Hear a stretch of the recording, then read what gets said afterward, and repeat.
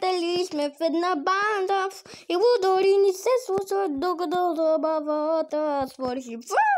На приключения преживяваме, но да, моя браузъри сме ние и често се ядосваме, но най-хубавото е, че съм главният моята банда, така наречена Храните. Банда Храните. Идея на Мартин Анастасов. Ганяра. Тон, тон, тон, тон, дорон, тон, тон, тон, тон.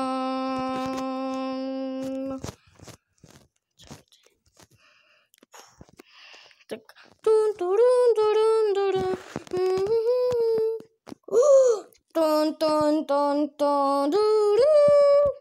Да, сета. Сега нека да поговорим малко за това шоу или Селена. Както вие го наричате, хе-хе. Сега аз съм Чизбургер, главният и аз съм водещия на бандата. Също както и така Марто ТВ е вече Марто Productions. Но и също да поговорим за сезона на това шоу.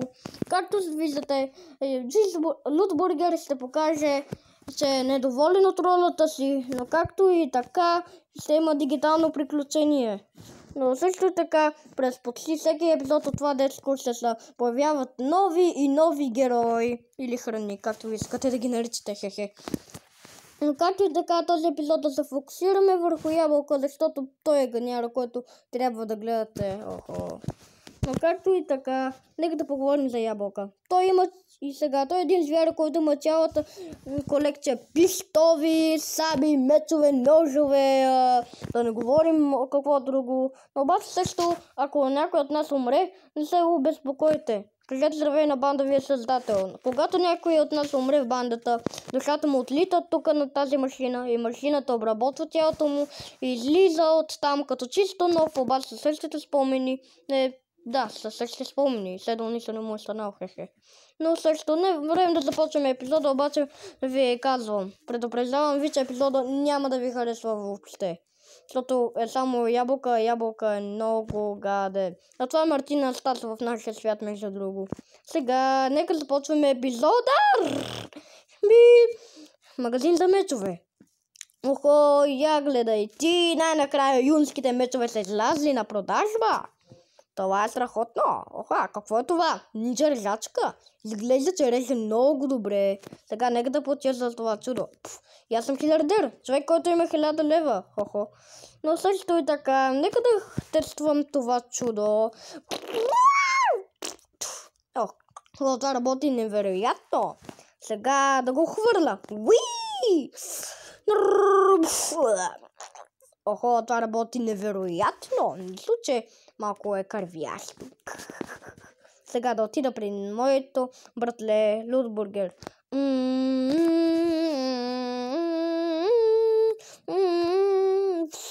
Ехо. О, здрасти. Здрасти. Аз съм тук да ти кажа една шега и една изненада. Както и така, нека да поговорим. Няма значение. Сега, аз съм твой най-добър приятел, но също имам една шега с теб и не се обиждай.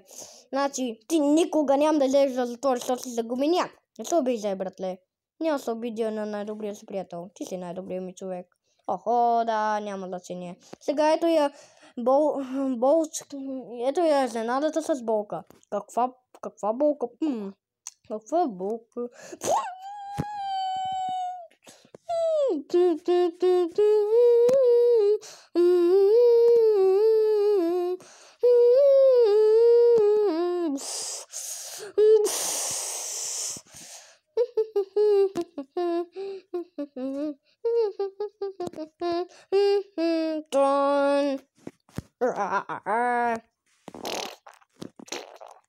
Пет минути по-късно. Охо, я гледай ти как са оплесканите за рисунки. Охо, сега е страк.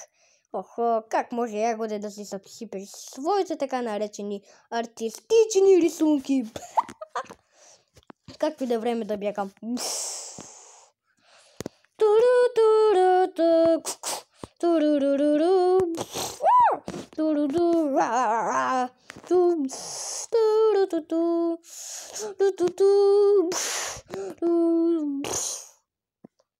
Не, тама си купих нов сос. И ето защо ябълка е най-големият звяр, който може да си представите.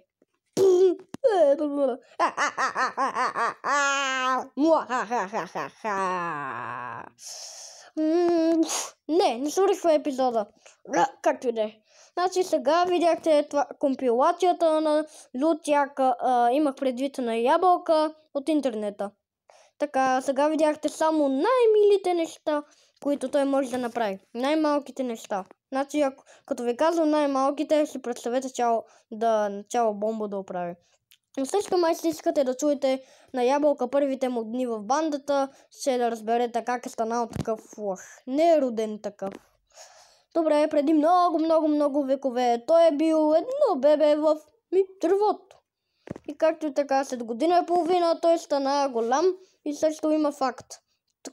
Това листенце на главата му е коса. И той може да я стриже. Но също, когато Мартин го намери за храна, той се присъедини към бандата. Но както и така, те бяха заедно и бяха добри приятели всичките в бандата. Но също така и беше страхлив, защото беше сред много непознати приятелчета. Но един ден, когато и Лютбургер се присъедини към бандата, те двамата станаха най-добри приятели. И играеха вечно. И така времето минаваше, докато не дойде време на Мартинчо да направи Лютяка злодей, защото той беше избран. Но както и така, Лютбургер му показа 3-4 нещица на ябълка, примерно огнените ръчички от пилота. Но както и така, когато порасна вече, на него му се стори, че тези 3-4 нещича, които му е показал Лютяка, са твърде малко.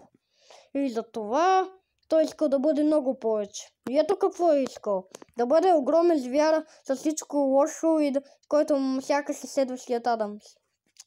И най-голямата му мечта е да бъде най-лошият. И също не ми казвате, че съм бил винаги там. Ябълка ми разказа всичко. Но ако се чудите ябълка кой най-много търмози, мен ме търмози най-много по някаква причина. Не знам защо, обаче просто така прави. Но така. Не свършва епизода. Не свършва епизода. Не. Кой го прави това? Ябълка, знаеш си, че си ти. Но и сега трябва да се научили, че да живееш с ябълка е по-лошо и да си загазен от кола. Добър ход, братле. Благодаря. Сега отиди и оправи всичко от онази компилация или ще викна полицията. Бог да те загази. Помисли пак. И сега благодаря, че гледахте епизода. И също нашия свят е изпълни с удоволствие от Марто Студио. До друг път.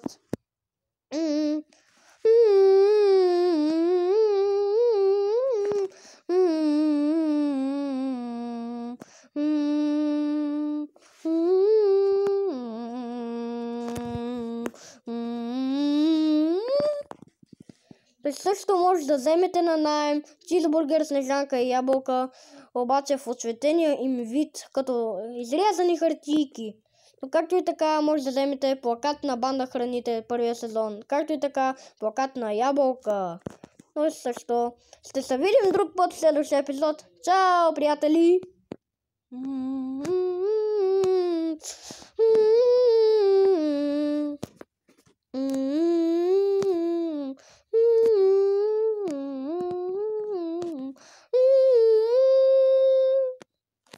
Епизод 2 много скоро.